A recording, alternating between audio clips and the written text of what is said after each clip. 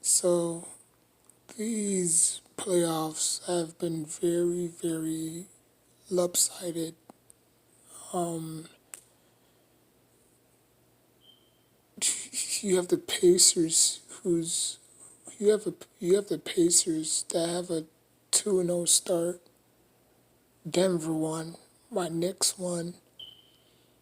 Golden State and Timberwolves have yet to face. It's either these are fraud number one seeds or full gold teams, or they're not really legit.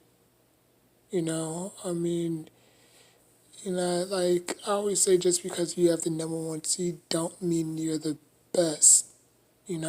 Like a few years ago, didn't didn't the Utah Jazz? This is when they had Donovan Mitchell and Rudy Gobert still, right? They had the number one seed. I forgot who they lost to, but they lost to somebody.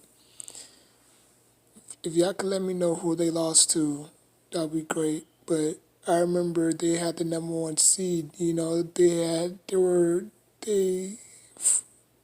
like the start of the season. They were like 20-3. They had a 20-3 record,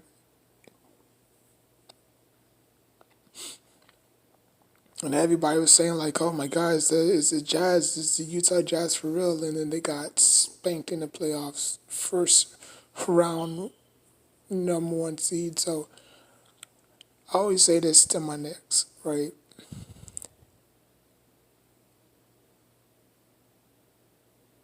Game one is to sound it's to set the tone, right?